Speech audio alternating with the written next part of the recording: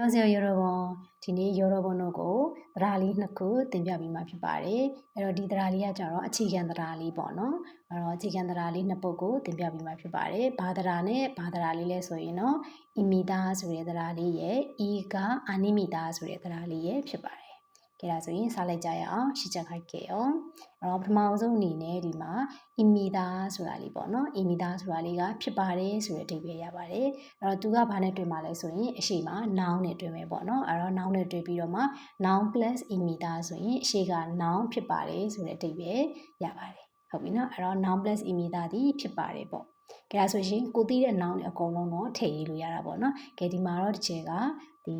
လေးပုတ်ပေါ့နော်လေးပုတ်လေးကိုဥပမာလေးပြပြထားပါတယ်ကဲနံပါတ်1အနေနဲ့ဝိစာအီမီတာဝိစာအီမီတာအဲ့တော့ဝိစာဆိုတာကဆရာဝန်ဖြစ်ပါတယ်ဆိုရင်အီမီတာလေးနဲ့ကပ်လိုက်တော့ဝိစာအီမီတာဆရာဝန်ဖြစ်ပါတယ်အဲ့ဒီမှာသတိထားမှာကပါတယ်လေဝိစာနဲ့အီမီတာဆိုတာလေးနဲ့ဒီကပ်ပြီးတော့ရေးပါမယ်အီမီတာဆိုတဲ့တရားလေးဒီအရှိကနောက်နဲ့ကပ်ရေးမယ်ခွဲရေးစရာမလိုဘူးအဲ့တော့ကိုရီးယားစာမှာကတွဲရေးခွဲရေးအရေးကြီးရပေါ့နော်တွဲရေးခွဲရေးဆိုတာ space ချတာပြောတာပေါ့နော်အဲ့တော့တွဲရမယ်ဒီတရားကြီးရှိတယ်ခွဲရေးရမယ်တရားကြီးရှိတယ်အဲ့တော့အီမီတာဒီပါတယ်လေတွဲပြီးတော့ရေးရမှာဖြစ်ပါတယ်ဒါကြောင့်မလို့ဝိစာအီမီတာဆရာဝန်ဖြစ်ပါတယ်တွဲရေးပါမယ်နံပါတ်2ဂါဆူအီမီတာဂါဆူဆိုတာကအဆိုတော့အီမီတာကဖြစ်ပါတယ်အဲ့တော့အဆိုတော့ဖြစ်ပါတယ်ဆိုရင်ဂါဆူအီမီတာဟုတ်ပြီနော်နောက်ထီဖြစ်ပါတယ်ဦးစန်းနီမီတာဦးစန်းဆိုတာကထီအီမီတာကဖြစ်ပါတယ်ဆိုတော့ဦးစန်းနီမီတာထီဖြစ်ပါတယ်နော်ဂုံချက်ကီမီတာအဲ့တော့ဂုံချက်ဆိုတာကတော့ဗလာစာအုပ်အီမီတာကဖြစ်ပါတယ်အဲ့တော့ဗလာစာအုပ်ဖြစ်ပါတယ်ဆိုရင်ဂုံချက်ကီမီတာဂုံချက်ကီမီတာ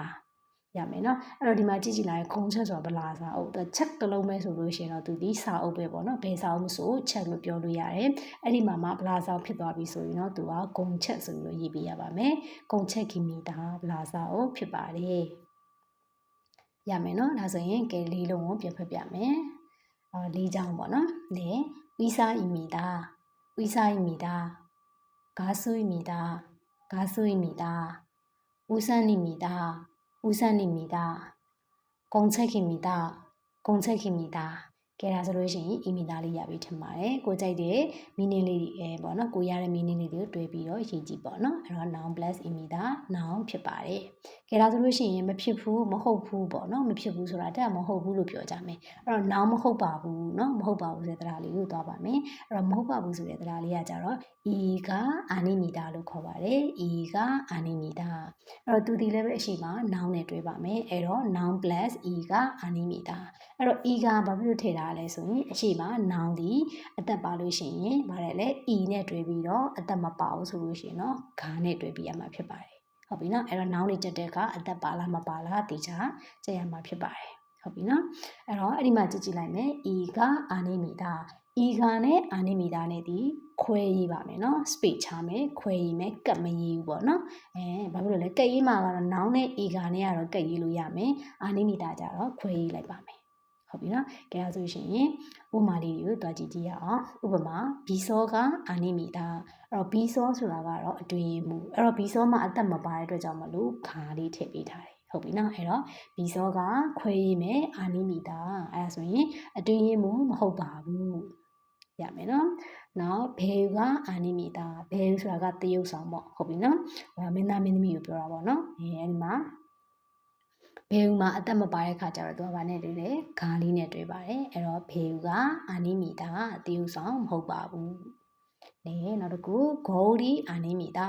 ဂေါဆိုတာကတော့မှန်ကိုပြောတာဖြစ်ပါတယ်မှန်အဲ့တော့ဂေါဦးဆိုတဲ့စလုံးမှာလအသက်ပါတဲ့အတွက်ကြောင့်မလို့သူကဘာဖြစ်မှာလဲအသက်ပါတော့အနောက်မှာဤနဲ့တွဲပြီးမယ်ဤနဲ့တွဲပြီးမယ်အဲ့တော့ဂေါဒီအာနိမီတာဂေါဒီအာနိမီတာမှန်မဟုတ်ပါဘူးရမယ်နော်နောက်တစ်လုံးခါပန်းကြီးအာနိမီတာအဲ့တော့ခါပန်းဆိုတာကတော့လွယ်အိတ်ပေါ့နော်အိတ်လွယ်အိတ်အဲ့တော့ခါပန်းမှာကအသက်ငတ်သက်ပါနေတယ်အဲ့တော့ဘာနဲ့တွဲမလဲအသက်ပါတော့ဤနဲ့တွဲပြီးမယ်ဒါဆိုရင်ခါပန်းကြီးအတန်ထွက်သည်ငီလို့ထွက်ပြီးမယ်နော်ခါပန်းကြီးအာနိမီတာလွယ်အိတ်မဟုတ်ပါဘူးဒါဆိုရမယ်ထင်တယ်နော်ကိုကြိုက်တယ်နော်ကိုရတယ်မီနင်းလေးတွေကိုထည့်ပြီးတော့ရေးကြည့်အဓိကဘာသိရမှာလဲအရှိမနောက်မှာအသက်ပါရင်ဤမပါရင်ခါဟုတ်ပြီနော်အဲ့ဒီကအပြင်ကိုဗါတယ်လေဤဂါရဲ့အနောက်မှာအာနိမီတာဆိုတာရဲ့ဒီခွဲရေးမယ် ဟုတ်ပြီနော်အဲ့တော့တွဲရေးခွဲရအရေးကြီးတယ်နော်တေချာမှတ်ပြီးပါရမယ်နော်ကဲဆိုရင်ဒီဟာလေးကိုနောက်တစ်ခေါက်ပြန်ဖတ်ပြမယ်ဘီစောကအာနိမီတာဘီစောကအာနိမီတာတွဲရေးမှုမဟုတ်ပါဘူးဘေယူကအာနိမီတာဘေယူကအာနိမီတာတရုပ်ဆောင်မဟုတ်ပါဘူးခေါ်ရီအာနိမီတာခေါ်ရီအာနိမီတာမှန်မဟုတ်ပါဘူးခါပန်းကြီးအာနိမီတာခါပန်းကြီးအာနိမီတာလွယ်အိတ်မဟုတ်ပါဘူးရမယ်ထင်ပါတယ်အစားလေးတစ်ခေါက်ပြန်ပြီးတော့ဖတ်ပြမယ်ဝီဆိုင်မီတာဂါဆွေးမီတာဦးစန်းနီမီတာဂုံချက်ကီမီတာဘီစောကအာနိမီတာဘေယူကအာနိမီတာခေါ်ရီအာနိမီတာခါပန်းကြီးအာနိမီတာလေတော့ဆိုရမယ်ထင်ပါတယ်နောက်သင်ခန်းစာမှာပြန်တွေ့ပါမယ်အညွန်